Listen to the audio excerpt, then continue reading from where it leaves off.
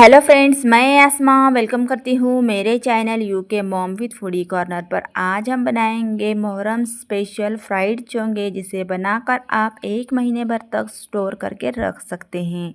तो मैं यहाँ पर ले रही हूँ 1 कटोरी मैदा, आधी कटोरी बारीक सूजी और 1 कटोरी से थोड़ा सा कम शुगर पाउडर।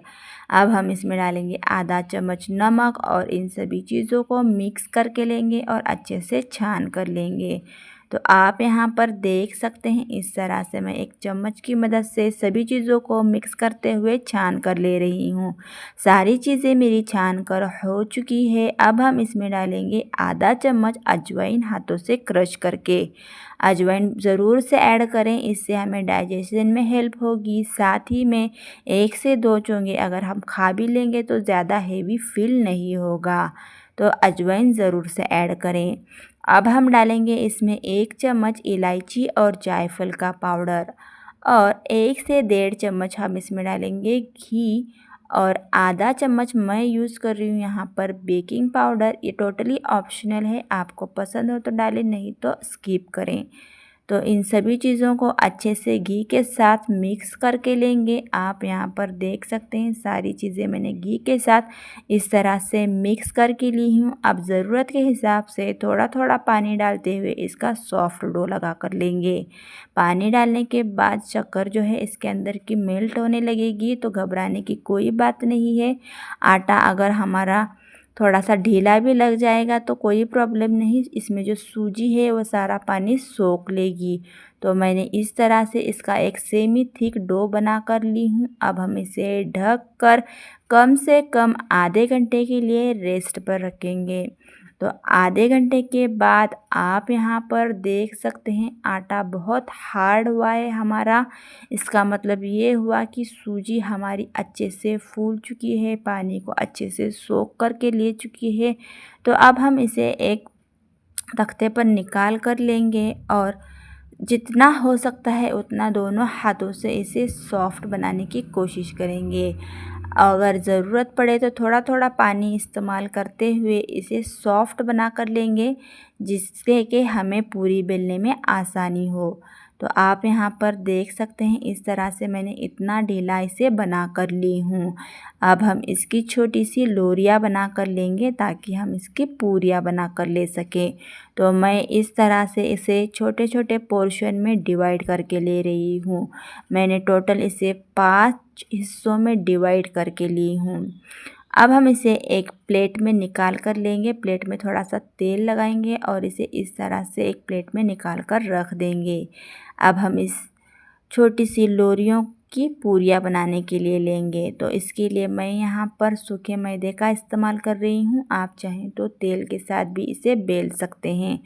तो इसे जितना हो सकता है उतना पतला हम इसे बेल कर लेंगे। बहुत ही आसानी से इसकी इस तरह से पूरी बन के हमारी तैयार है। तो मैंने इस तरह से इतनी पतली इसकी पूरी बेल ली है। अब हम इसमें थोड़ा सा ऊपर से तेल ग्रीस कर लेंगे और बीच से कट लगाते हुए इसे गोल राउंड में घुमा कर लेंगे।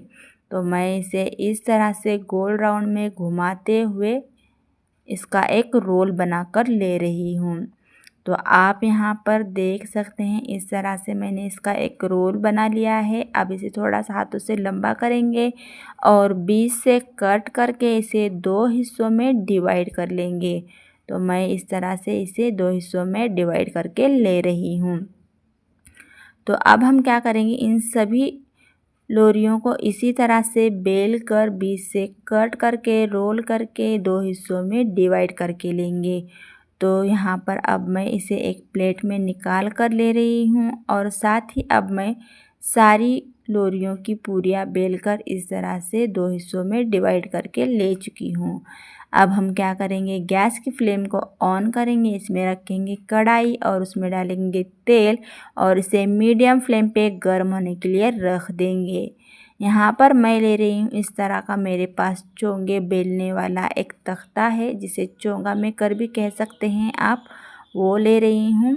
चोंगा बेलने वाले हैं तो इसके लिए खसखस तो लगेगी ही। तो मैंने खसखस को हल्का सा तवे पर रोस्ट करके ली हूँ। इसे एक कटोरी में निकाल कर लेंगे। तो अब हम क्या करेंगे, चोंगा बेलने वाले तख्ते पर थोड़ा सा तेल लगा कर लेंगे और इसे इस तरह से बेल कर लेंगे। जितना आपको पतला मोटा रखना है उस हिसाब से आप इसे बेल कर लेंगे। तो मैं इस तरह से बेल कर इसे ले चुकी हूँ।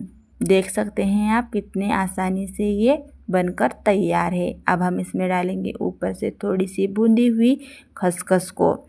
एक और बेलकर मैं आपको बता देती हूँ, बहुत ही आसानी से ये बेलने लग जाएंगी। इस तरह से तख्ते पर तेल लगाएंगे और हल्के हाथों से इसे बेल कर लेंगे राउंड शेप में। तो ये भी हमारा बनके तैयार है चोंगा।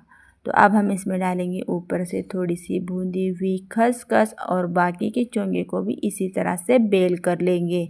तो आप यहाँ पर देख सकते हैं सारे चोंगे बेलकर हमारे तैयार हैं। मैंने इसे अलग अलग प्लेट्स में निकाल कर ली हूँ ताकि ये आपस में चिपके नहीं। तेल भी हमारा हल्का सा गर्म हो चुका है। हम मीडियम हॉट ऑयल में ही इसे फ्राई करके लेंगे मीडियम फ्लेम पे।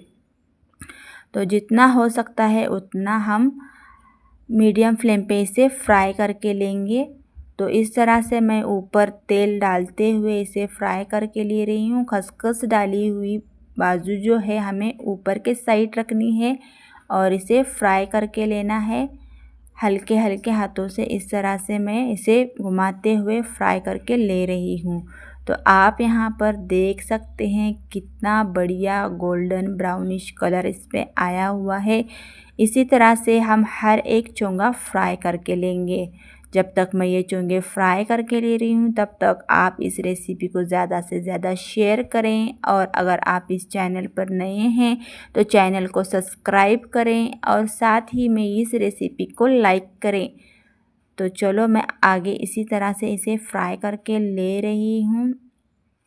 तब तक आप एक कमेंट करके ज़रूर बताएं कि आप भी इसी तरह से चोंगे बनाते हैं क्या।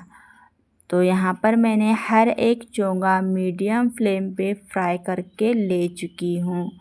कितना बढ़िया और खस्ता हमारे ये चोंगे बनके तैयार हैं। अब हम क्या करेंगे, इसे एक प्लेट में निकाल कर लेंगे और ठंडा होने पर एक एयर टाइट कंटेनर में रख देंगे और ये महीने भर तक आराम से ये चल जाएंगे। अगर आपको सर्व करना है तो इसे एक प्लेट में निकाल कर लेंगे और सूखे खोबरे के साथ, यानी कि सूखा कद्दूकस किया हुआ खोबरा तवे पे हल्का सा भून कर लेंगे और इस पर गार्निश करेंगे इस तरह से। आप चाहें तो इसके ऊपर मनपसंद कोई भी ड्राई फ्रूट्स डाल सकते हैं। मैं इस पर थोड़ी सी भूनी हुई खसखस डाल रही हूँ और ऊपर से शहद डालकर इसे घी के साथ सर्व कर रही हूँ।